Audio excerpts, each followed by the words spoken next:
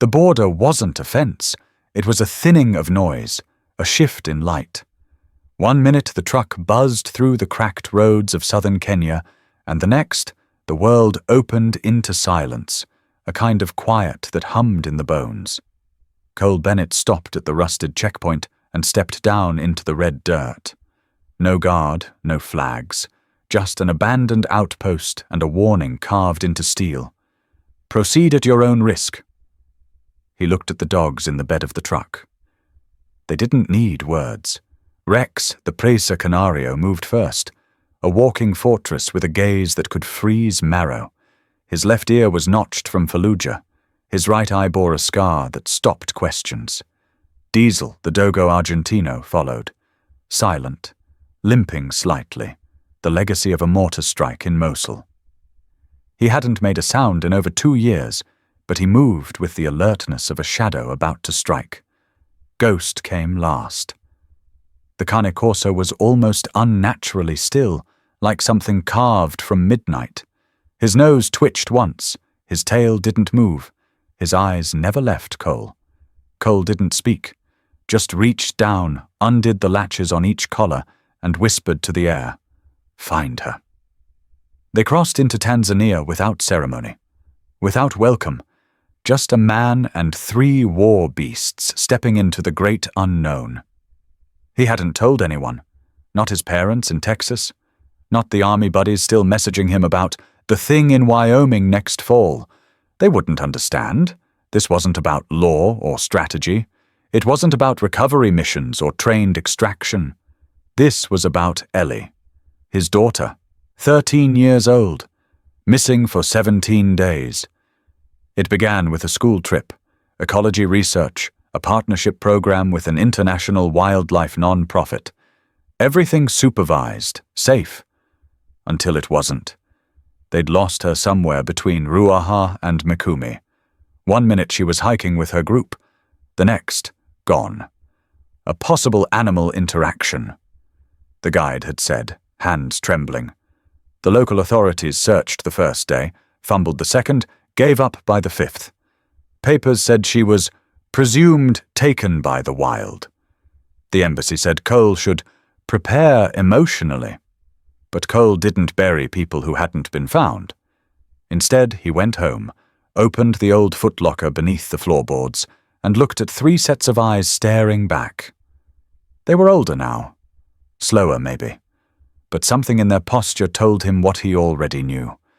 This wasn't over. The truck didn't make it far beyond the border.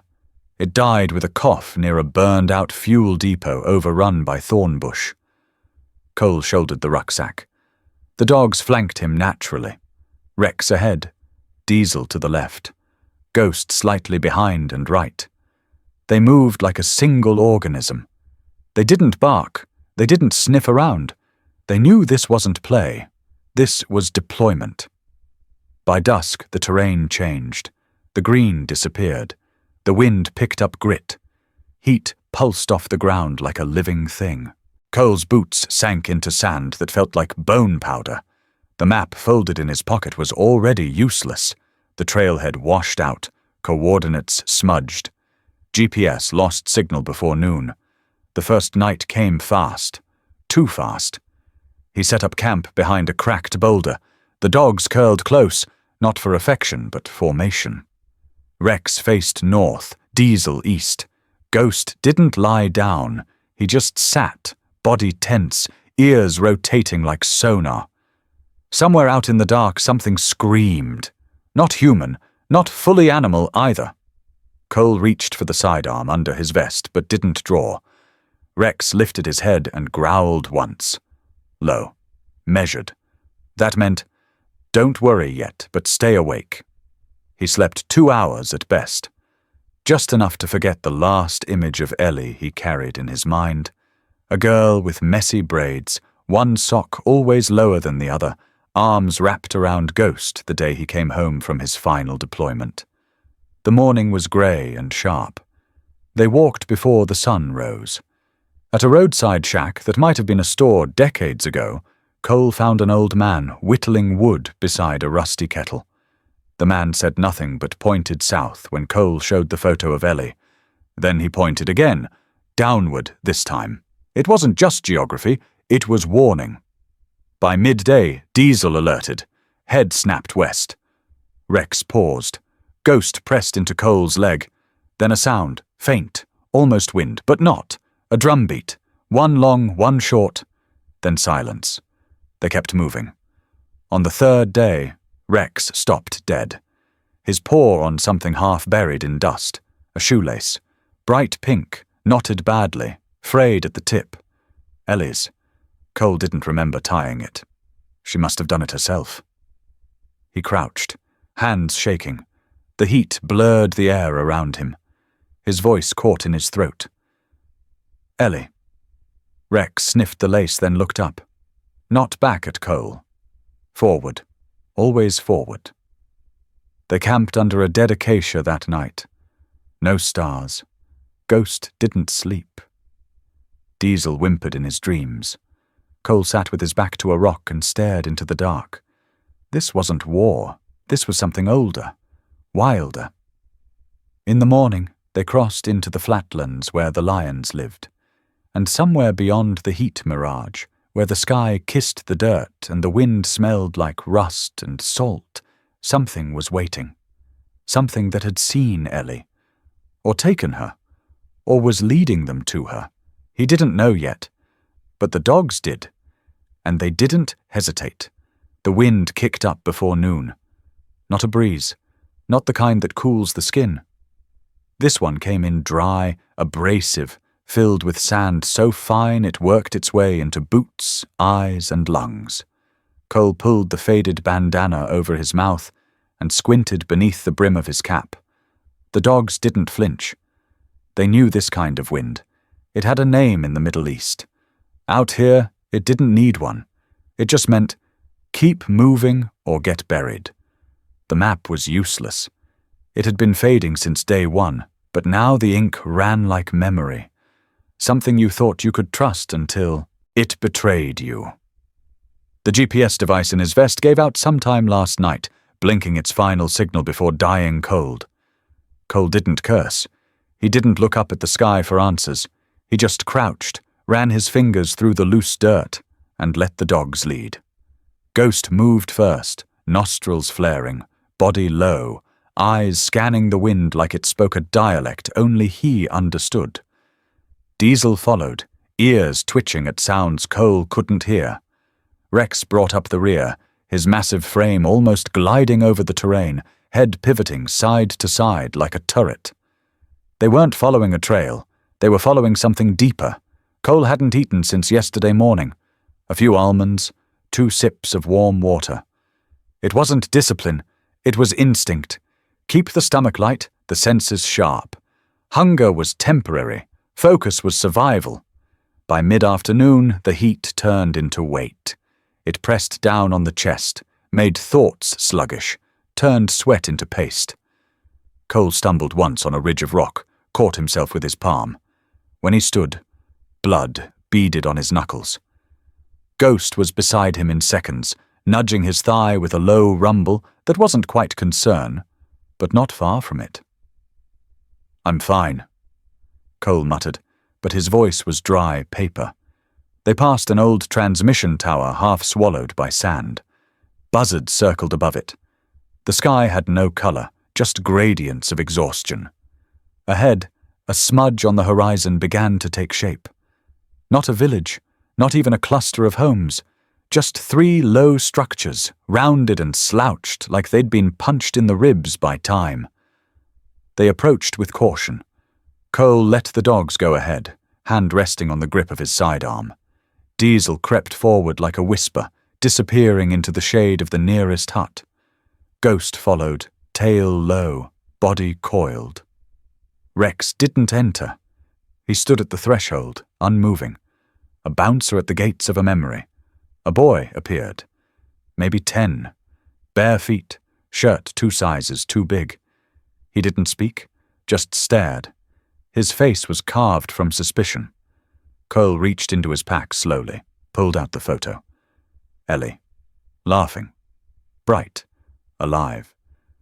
The boy didn't flinch, but his eyes flicked to something behind the second hut, then back at Cole. He pointed. Not far, just a lazy drift of his index finger. South-southwest. Cole nodded once. No words exchanged. No need. In places like this, language was weight you couldn't afford to carry. They moved again. As the terrain shifted, the silence grew heavier. Villages became whispers, then memories. Roads vanished, even the vultures stopped following. At night, the desert was a different creature. Cold. Watching. Cole learned to recognize the warning signs.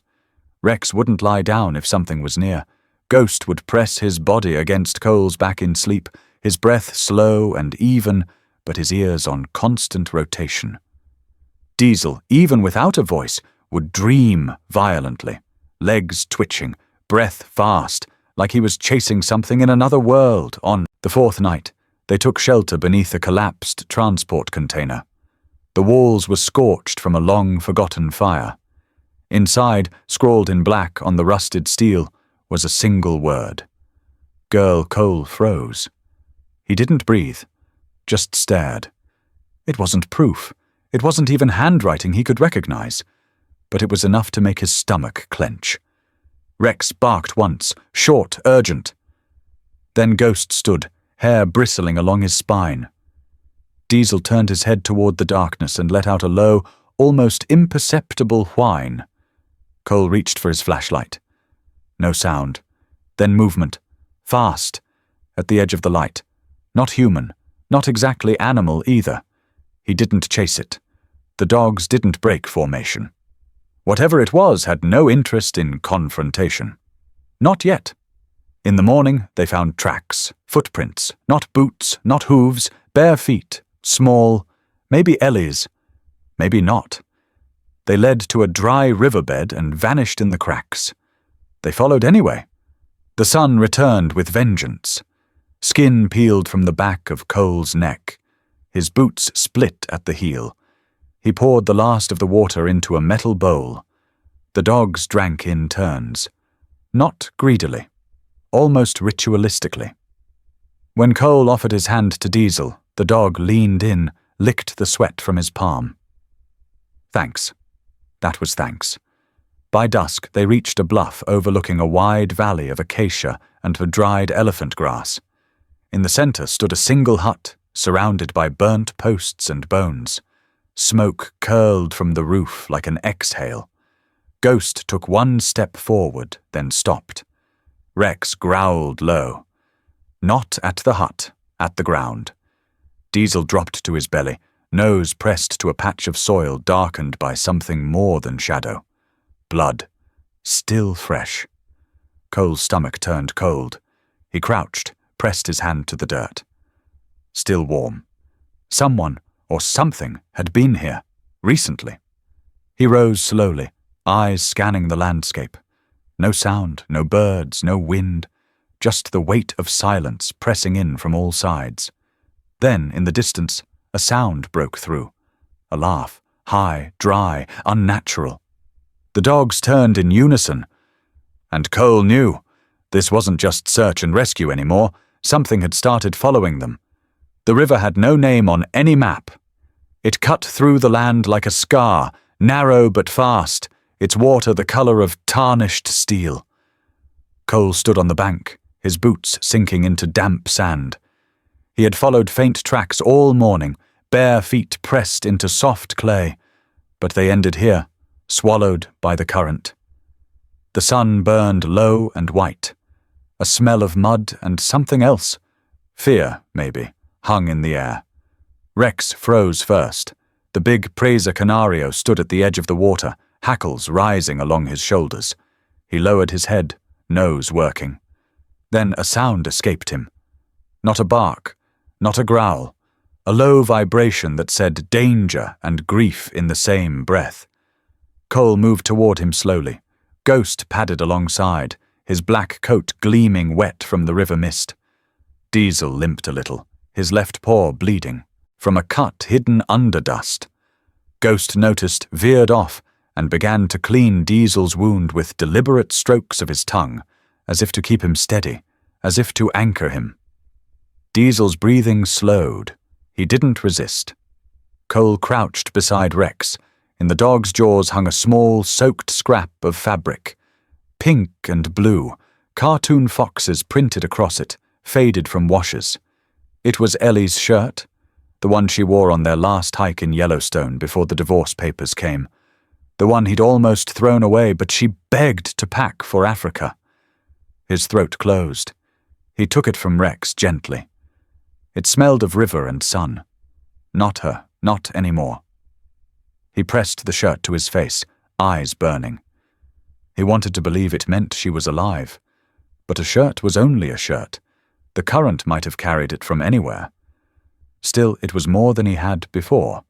More than 17 days of nothing. The dogs formed a loose half-circle around him. Rex stayed upright, scanning the opposite bank. Diesel lay down, his head resting on his paws, eyes still on Cole. Ghost moved closer, sitting so their shoulders almost touched. They were a perimeter, a living wall, protecting him, watching the world so he could collapse for a moment. Then Rex stiffened. His head snapped to the far side of the river. Ghost's ears pricked. Diesel lifted his muzzle, nostrils flaring. All three pointed the same way. Cole followed their gaze. A figure stood on the opposite bank, far enough that the features blurred, but close enough to know it was human. Thin, still, wrapped in a tattered cloak the color of dust. It didn't move, didn't wave, just stood, watching. Cole's pulse thudded. He straightened slowly, the wet shirt clutched in his hand. "Ellie," he called. His voice cracked against the water. The figure didn't answer, didn't shift. The current hissed between them like a warning. Rex growled again, louder this time, teeth flashing. Ghost took a step forward, then stopped, muscles taut. Diesel's silent mouth opened slightly as if he wanted to bark but couldn't. The figure raised one arm. A slow, deliberate motion, palm outward. Not a greeting, a sign. Then it turned and disappeared into the trees as if swallowed by them. Cole's heart hammered. He stepped into the river up to his ankles before stopping. The current was stronger than it looked. The bank on the far side was slick, steep. If he went now, alone, he'd lose the trail entirely. He looked at the dogs. Rex's stare said, "Wait." Ghost's body leaned toward him, steady as an anchor. Diesel lowered his head and let out a soundless exhale, the kind of breath that once meant incoming fire. Cole backed out of the water. He spread the shirt on a flat rock to dry in the sun. It looked like a flag from another life. They camped upriver under a canopy of thorn trees. The ground was soft with rotting leaves. Cole dressed Diesel's paw, tying a strip of his own undershirt around it. The dog held still, eyes, never leaving his face. When he finished, Diesel nudged his wrist gently, a small nod of solidarity. Ghost lay with his head on Diesel's flank, watching the perimeter. Rex patrolled in slow arcs until darkness fell. Cole sat by the small, fireless camp, the shirt folded on his knee. The scene by the river replayed in his head. A stranger, or something else. He remembered the drumbeat from 2 nights ago, the scrawled word on the container. Now this. He spoke softly, more to himself than to the dogs. "We're not the only ones out here." Rex stopped mid-stride. Ghost lifted his head. Diesel's eyes flicked open. They heard the same thing he did then, a faint crack of a branch in the trees. Not close, not far. The kind of sound made by someone who knew how to move quietly, but not quietly enough for war dogs. Cole reached for his knife but didn't rise. He stayed still, breathing slow. The dogs shifted subtly, forming a wedge. Ghost to the left, Diesel to the right, despite his injury, Rex in front. Their bodies blocked the gap between the trees and Cole. The sound faded. The forest went still again. Cole waited a long time before exhaling. He lay back on the dirt, eyes on the strip of night sky above. Somewhere out there, his daughter was alive, leaving breadcrumbs of herself. Somewhere out there, someone else was watching them both. He closed his eyes, one hand resting on the shirt, the other on Rex's back. The big dog stayed awake, head high, eyes glowing in the dark, scanning the river, scanning the trees, scanning the night for whatever was coming next. The wind shifted just after midnight. It wasn't sudden, but sharp, like a blade run across fabric. Cole felt it first on the back of his neck, cool, sour, carrying the smell of something not right, not death, not rot, something watching. Rex was already standing. The Presa Canario's massive form blocked the front of the small lean-to they'd built out of branches and a tarp. His eyes tracked the tree line like he was reading a language buried in the dark. Diesel sat upright, ears twitching, but not from pain. Something else was pulling at him. Ghost remained still, his body pressed low to the ground, his chest barely moving as he slowed his breath to listen. Cole gripped the machete lying beside him and slid silently to one knee. He didn't light the flashlight. He didn't need to. Then the first laugh came, high, broken, a sound that didn't belong anywhere human. Another followed, and another. It didn't echo. It bounced, like something circling, hyenas. But they weren't moving. Not yet. Just watching. Diesel let out a low sound, something between a growl and a question. His nose tilted to the air, then dropped sharply to the dirt. He began to tremble. Not with fear, not with rage, with confusion. Cole noticed. "Talk to me, buddy," he whispered, hand brushing Diesel's shoulder. "What are you picking up?" Diesel didn't respond, but his eyes moved. Not toward the laughing sounds, but somewhere behind them. Rex let out a single huff, short and deliberate, the signal they used in combat patrols to warn of being flanked. Cole turned slowly. The fire had died down to nothing but embers. Shadows crawled along the edges of the camp like oil. He adjusted his stance and looked again. Eyes, 6 pairs, low to the ground, reflecting like coins under moonlight. But they didn't blink. They didn't shift. Ghost stood up then. No sound. He moved to Diesel's side and stared in the same direction. Diesel whined again, more urgent now, pawing at the dirt, his injured leg dragging but determined. Then he froze and let out a breathless exhale. Cole followed their gaze and saw what set them off. There was something else out there, not with the hyenas. Behind them, taller, leaner, eyes that weren't like the rest. Higher off the ground. Not animal, but not clearly human either. The hyenas didn't move forward. They should have. They had the numbers and the opportunity, but they stayed back, almost hesitant. Then something happened that hadn't happened in 2 years. Diesel barked. It was raw, choked, a broken, hoarse thing that tore through the still air like it didn't belong to this world anymore. And it made the hyenas run. Not in a pack, not coordinated. They scattered like a grenade had gone off in their midst. One tripped over another. A second squealed and sprinted into a thorn bush. The laughter stopped instantly. Silence returned so violently it rang in Cole's ears. But the taller figure remained. Still.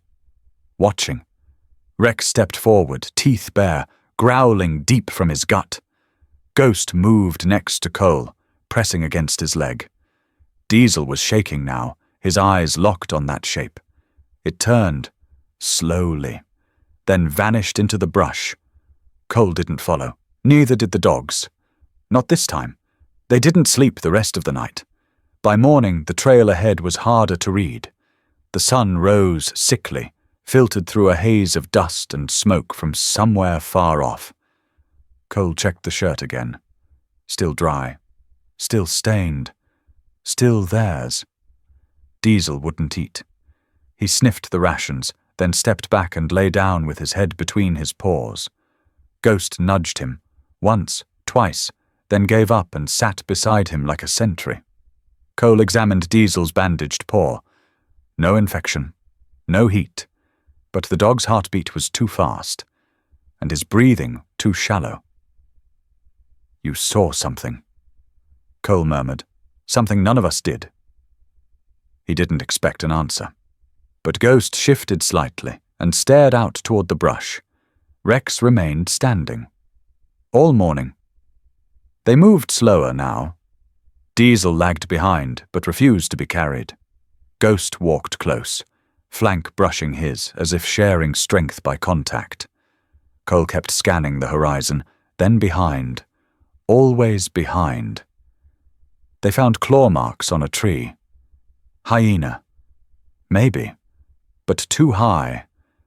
They found a cracked water bottle with a sticker on it. Purple. Cartoon whale. Ellie had loved whales. Cole held the bottle, the plastic warped and chewed. It still held a drop of water. He poured it into his palm, let Diesel lap it up. And then, from the tree line behind them, came that same dry laugh. Only once. Then gone. They weren't just following a trail anymore. They were being tracked. The rains came fast and without apology. 1 minute, the sky was a high sheet of grey. The next, it dropped open like a snapped tarp and let the world fall. Cole barely had time to pull a poncho over the gear before the downpour hit like war drums. Ghost huddled under the low branch with Diesel, shielding the limping dog with his broad frame. Rex stood in the open, unmoving, facing the jungle ahead, as if daring it to throw more. His coat soaked through in seconds, but he didn't blink. Cole didn't mind the rain. It washed the heat from his skin, cleared the dust from the trail. And sometimes, if you were lucky, it unearthed things. He found it just after the storm began to let up, a pile of debris near a twisted tree, bits of canvas, melted plastic, something once colourful now dulled by the elements. He knelt, brushing back wet leaves with cautious fingers.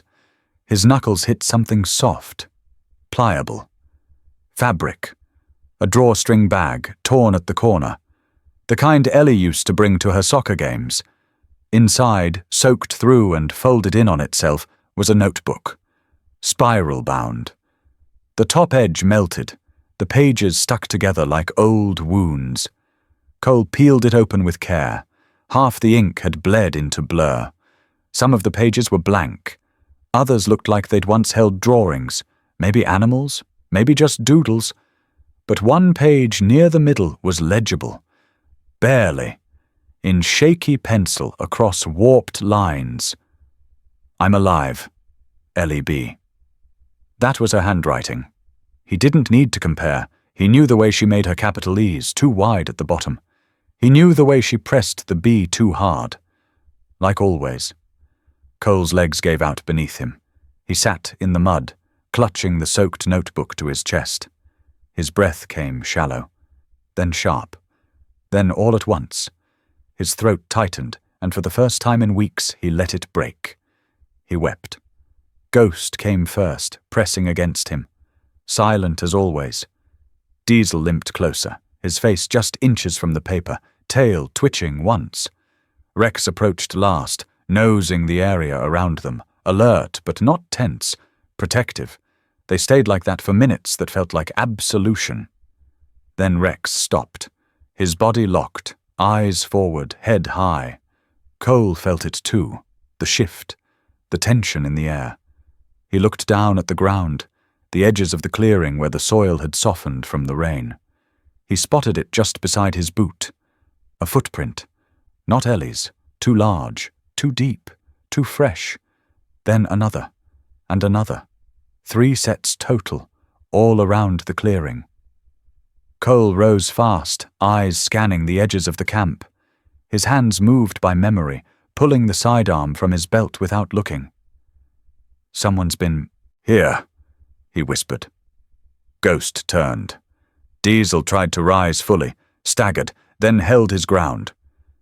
Rex growled, this time deep, sustained, enough to shake the wet leaves above them. Cole followed the tracks with his eyes. They didn't come in a straight line. They circled, looped, paused near the bag. Whoever it was, they didn't just stumble on the scene. They lingered. He reached into the bag again. Beneath the notebook was a plastic water pouch, half full. The seal had been broken recently. Next to it, a small tin of dried mango slices. Not local, American brand.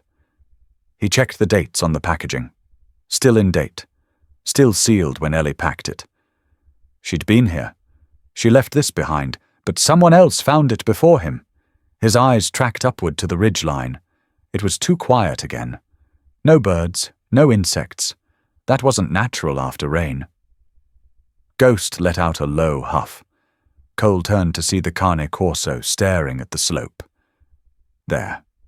A flash of movement. A figure, barefoot, cloaked in something dark, tall, thin, gone as quickly as it appeared. Cole didn't give chase. Not yet. Instead, he memorized every detail of the moment, the angle of the print, the shape of the step, the drag of a toe. He knew how to track, and now he had something real to follow. He packed the notebook in a waterproof pouch and zipped it into his vest. Rex remained watchful. Diesel let out a frustrated snort, eager despite the limp. Ghost circled back to their flanks, checking every corner of the brush. They moved out with the storm behind them and fresh prints ahead. For the first time, Cole didn't just hope Ellie was alive. He knew it. But he wasn't alone in that knowledge. And whoever got here before him. They knew she mattered, which made them dangerous. The jungle began to thin by mid-afternoon, giving way to red clay paths barely wider than the dog's shoulders. The air was heavier here, more humid, charged with a kind of quiet that didn't feel natural. The canopy opened slightly, revealing a long ridge just past a bend in the trail. Cole pressed his hand against Ghost's shoulder to pause him. There it was, a village, nestled like a forgotten thought between the hills. Round huts of mud and thatch, smoke curled lazily from cooking fires. Children's laughter drifted in the distance, sharp and sudden, then vanished like it hadn't been real. Cole took a step forward. Rex blocked him. The dog's ears twitched. He didn't growl, but he didn't move either. Diesel stepped up beside him, tail low, body tense but not aggressive. Ghost held back, gaze scanning the huts like they were pieces on a chessboard. They knew. This wasn't just a village. It was a threshold. A boy, maybe 12, appeared from behind a low fence. He wore a necklace made of seeds and bones.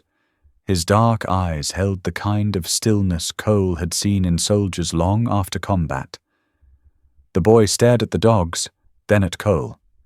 Without a word, he turned and disappeared into the huts. Cole whispered, "Stay close," and followed. The villagers didn't come rushing out. They emerged in pairs, silent, standing in doorways and beside trees. No fear, just watchfulness, as if they'd been expecting someone. Then he saw her, Ellie. She was sitting cross-legged near a fire pit, weaving long, dry grass into braids. Her hair was longer, sun-bleached and wild. She wore a wrap made of patterned cloth, her skin tanned darker than he remembered. She looked older, not in years, in something else. Cole stopped cold. The notebook in his vest felt like it weighed 100 pounds. Ghost let out a breath beside him.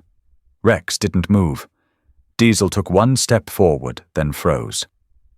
Ellie looked up. For a moment, nothing. Just the crackle of dry wood, the flick of her fingers. Then she blinked. "Dad?" Cole's voice caught. "Hey, baby."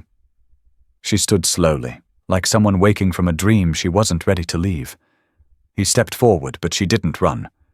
She just said, "You came," like it was a question, not a fact. He knelt. "I never stopped looking." She didn't answer, just stared at him, eyes wide and searching. Then, without looking, she reached her hand toward Diesel. The Dogo Argentino moved to her, burying his muzzle in her palm. She smiled faintly. "They protected me," she said. "I know," Cole whispered. A shadow moved behind her. An old man stepped forward. Bare feet, wrinkled hands, eyes that didn't blink often. He wore a carved staff, smooth from years of gripping. Tattoos spiraled down one arm, disappearing under his tunic. He looked at Cole, then at the dogs. "You are the soldier." Cole nodded. "I'm her father." The old man didn't smile. "She was taken by the wild. The wild tried to keep her. We pulled her back." "She's coming with me," Cole said, more softly than he expected. The old man looked past him, into the tree line. "Maybe. But first, you must understand what it cost her to survive." Cole clenched his jaw. "I've been through hell to get here." "And so has she," the old man replied. Ellie sat down again by the fire. She didn't look at either of them, just kept braiding the grass, fingers slow and methodical, like she was grounding herself in it. "She doesn't talk about what happened," the old man said.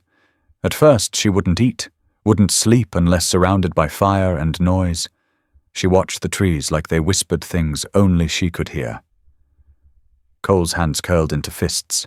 He looked at his daughter. Her cheek bore a faint scar he hadn't noticed before. "She's just a kid," he muttered. The old man's voice softened. She was. Then the night beasts came. Cole turned sharply. "She was outside the camp, chasing fireflies," the old man said. "The hyenas came in a pack. Not like the ones you know. They don't laugh. They don't retreat. They surrounded her." Rex growled low. Ghost stepped closer to her, Ellie watching her as she tied off another braid. "The dogs saved her?" Cole asked. "No," the old man said. "We did." Cole blinked. "She screamed once," the elder said. "But the fire kept them back long enough for my sons to reach her. She was barely breathing, claw marks down her back. She bled for hours. Still she lived. But she did not speak for 6 days." Cole felt the earth shift beneath him. "She belongs to this place now," the elder said gently. "Not because she chose it, because it chose her. So before you take her away, you must understand what you're asking her to leave." Cole turned to Ellie. She was watching him now. Quiet. Measured. He took a slow step toward her. The dogs didn't move. Even Rex stayed still. "You want to come home?" he asked, voice steady. She didn't answer right away. Her eyes flicked to the jungle, then back to the fire. "I don't know where home is," she said finally. That broke something inside him. Cole crouched beside her, pulled the notebook from his vest, and placed it on the ground. "You left this," he said. She touched it, ran her fingers over the warped cover, then whispered, "I didn't think you'd find it. I'd find you anywhere." She looked at him, this time really looked, and then behind them, Ghost growled. Low, serious. Something moved in the trees again. Ellie turned her head slowly. The old man stiffened.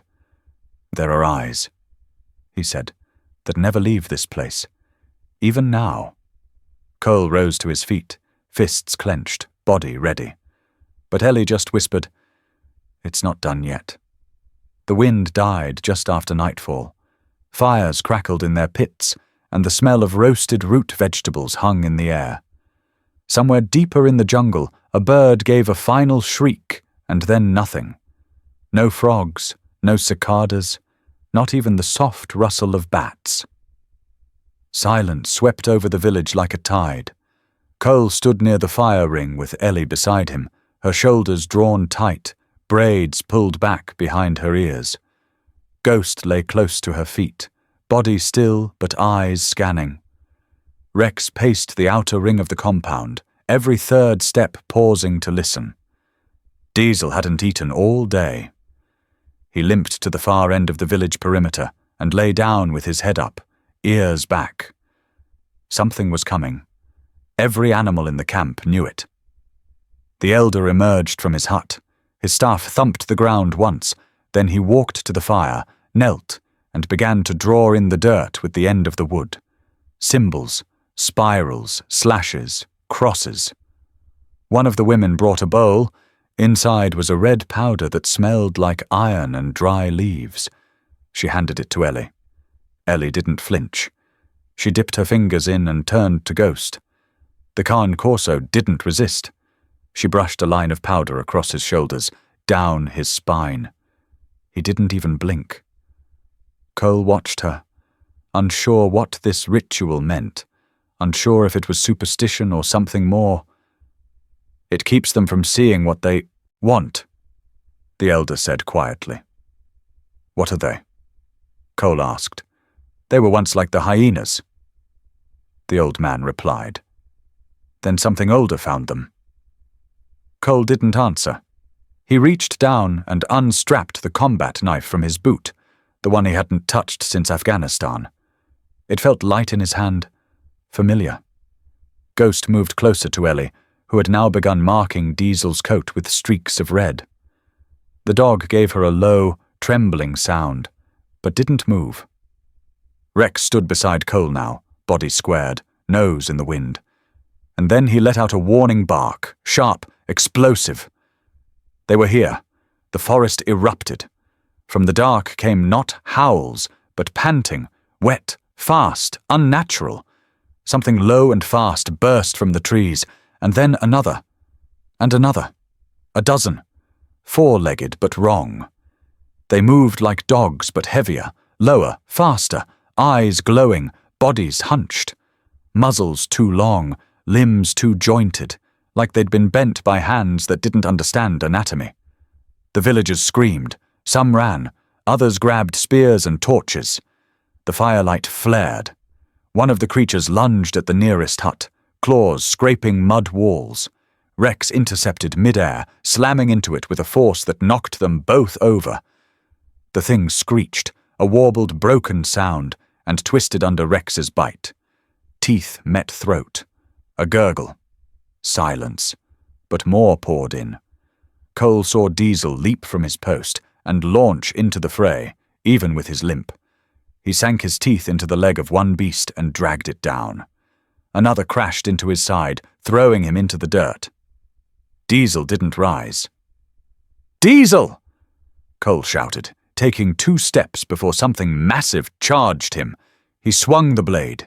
Steel met hide. A spray of hot blood slapped his arm. Behind him, Ghost snarled and tore into another attacker. It was chaos. Fire, screams, teeth, blood. The elder shouted words into the night, but they were swallowed by the noise. Then Cole saw Ellie. She wasn't screaming. She wasn't running. She stood perfectly still in the center of the chaos, the bowl of red powder still in her hands. She turned toward the fire, reached in with both hands, and dropped the rest of the powder into the flames. The fire exploded. A plume of red and orange shot upward, casting the whole village in burning light. The creatures shrieked, stopping mid-lunge. One slammed into a wall, another clawed at its own face. Rex took advantage, slamming another creature into a pole and not letting go. Ellie dropped to her knees, her hands burned but steady. Then something shifted. One of the creatures, larger than the rest, stepped forward from the tree line. Its eyes glowed white. It had one ear torn clean off and a chest scarred with ancient wounds. Its mouth opened, revealing teeth like broken glass. It didn't growl. It just looked at Cole, and then at Ellie. Cole raised the knife, but Ellie stepped between them. "No," she whispered. The alpha creature paused. Then Ghost moved beside, her standing shoulder to shoulder. He didn't bark. He didn't growl. He bowed his head. The alpha blinked. Once, then slowly it turned, and walked back into the dark. The others followed, loping, whimpering, defeated. The night closed again. Silence returned. Cole dropped the knife and ran to Diesel, who lay breathing shallow near the fence. Blood oozed from a wound on his side. Cole pressed both hands against it. "Stay with me, boy," he whispered. Ellie arrived seconds later. She knelt beside Diesel, placed both palms on his head. Her voice came soft. "He kept them from me. I know he did." Diesel's eyes fluttered, and then stilled, but he was breathing. The elder placed a hand on Cole's shoulder. "She has their respect now," he said, "and their fear." Cole looked at his daughter, at the girl who stood between monsters and told them to leave. "I don't know who you are anymore," he said softly. Ellie looked at him, eyes steady. "I don't either," she replied, "but I know what I had to be." Ghost lay down beside Diesel, pressing his body close like a brother standing watch. Rex circled once, then sat near the edge of the light, his body streaked with blood and ash, eyes never closing. They would not sleep tonight, and when morning came, the world would be different. Dawn didn't come, not in the way it should have. The horizon stayed bruised, a muted red line behind the hills, refusing to stretch open into morning. The fire had burned low. Diesel lay wrapped in blankets near the elder's hut, breathing shallow but steady. Ghost hadn't moved from his side. Rex paced the camp's edge, his body trembling not from fear, but from anticipation. Something was still out there. Cole stood near the village gate with a spear he didn't trust, and a knife he did. Ellie sat cross-legged in the dirt, her hands busy grinding herbs into a dark paste. Her knuckles were raw, her face unreadable. She didn't speak. Not to him. Not to anyone. "They say it only comes once," the elder said behind him, voice low, "when it chooses to finish what the others start." "What is it?" Cole asked, though part of him already knew. "The Alpha," the elder said. "The one even hyenas won't follow. It took 3 rangers from a conservation team 5 years ago. No one ever found their bones." Cole looked at Rex. The dog had stopped pacing. He stood now, body squared, facing the jungle. The wind shifted. Every bird in the trees went silent. Then came the sound. Not a growl, not footsteps, just pressure, like the ground inhaled. And then it stepped out. Massive. Blacker than the shadows it came from. The Alpha moved low, but not hunched. Its shoulders rolled with every step, the power in its limbs undeniable. Its snout was scarred, twisted by some old injury, one eye milk white, the other gleamed like glass under firelight. Rex growled, low, furious. Ghost stood. Diesel lifted his head and whimpered. Ellie rose, slowly, still holding the bowl of paste. The Alpha didn't charge. It didn't roar. It just kept walking, slow and deliberate, stopping a few feet from the outer fire ring. Its breath steamed in the air. It looked at Cole for a moment, then at Ellie. Then finally it looked at Rex. And everything inside the dog snapped into motion. Rex launched first, no hesitation, no strategy, just fury. He slammed into the Alpha's chest with enough force to rattle bones. The beast staggered, then responded. It moved faster than it should have, twisting, snapping, hurling Rex across the clearing into a pile of firewood. Rex landed hard, rolled, got back up. Cole took a step forward, knife raised. "No," Ellie said behind him. "This isn't yours." He turned. "What?" "She called it," the elder said. "Now she has to end it." Ellie stepped forward, not afraid. She held the bowl of paste in one hand and a bone talisman in the other. Her lips moved in a language that wasn't hers. A chant. Quiet. Rhythmic. The same line over and over. The Alpha turned from Rex, head tilted, confused. Rex seized the opening and struck again, this time driving the creature back, locking his jaw on its throat. But the alpha twisted, shoulder slamming into Rex's ribs. There was a sickening crunch. Rex didn't let go.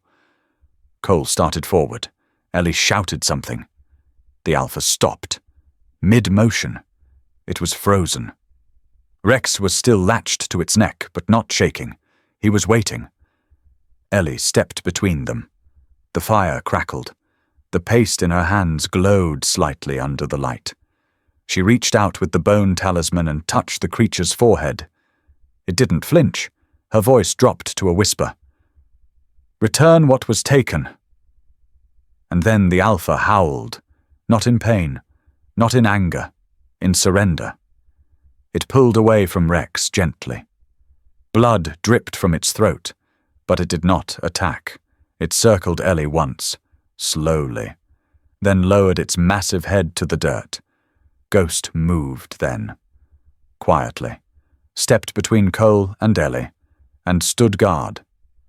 Cole didn't breathe. Rex limped forward, battered but upright. Ellie reached down and pressed her hand to the alpha's head. The white eye blinked, the red one closed, and then the creature turned, walked into the trees, disappeared. The villagers began to emerge from their huts, one by one.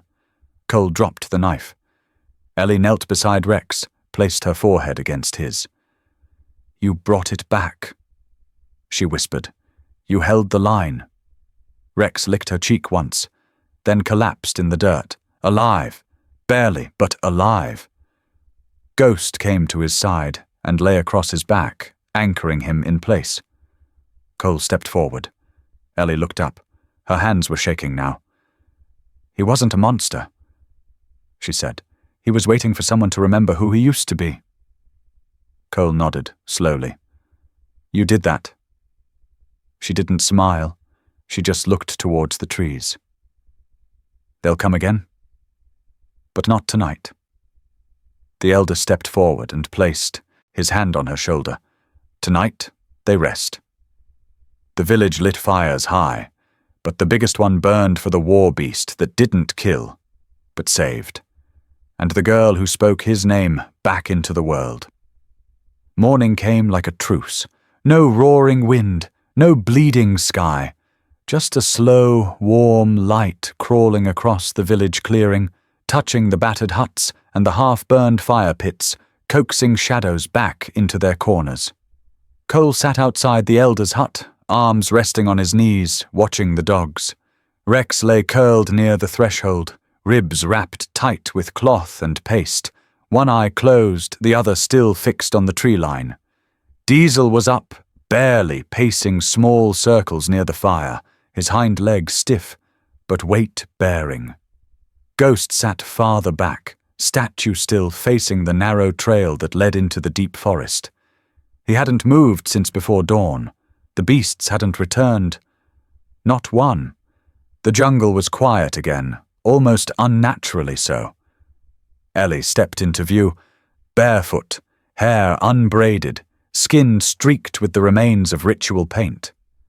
She wore a new wrap, earth-toned and simple, but over one shoulder hung her faded backpack, filthy, stitched at the seams, and unmistakably hers. Cole stood. "You're really coming?" She nodded slowly, but not without them. Her voice was clear, calm, older than it had been days ago. "They're yours," he said. "They always were." Ellie walked to Diesel first. He let her cradle his face in both hands, his eyes soft, his tongue flicking the back of her wrist in silent thanks. She smiled just slightly, then moved to Ghost.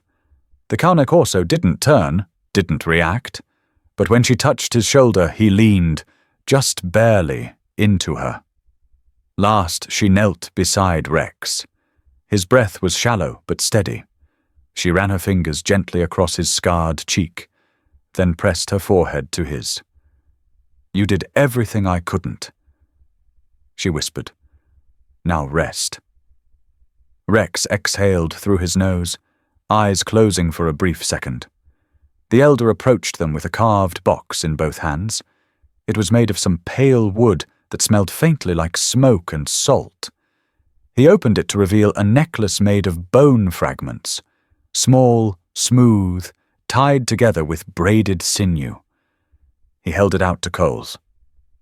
"For protection," the old man said, "from what follows you, and from what waits ahead."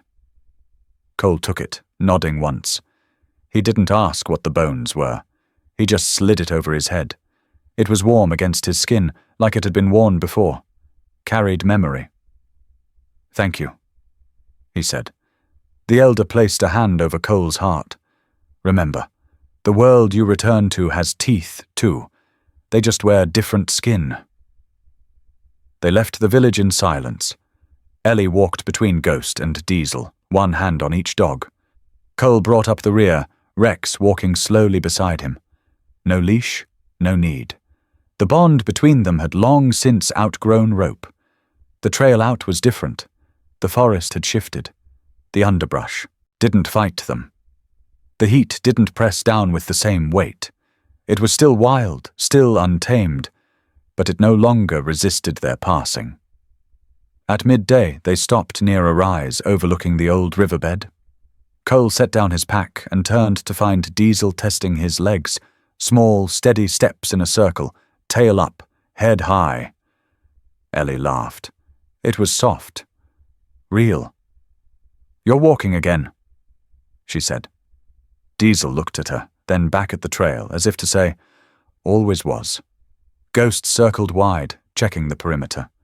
He paused near a fallen tree, ears up. Cole watched him, knife at the ready, but Ghost simply sat, alert but at ease. "Still watching for them?" Cole asked.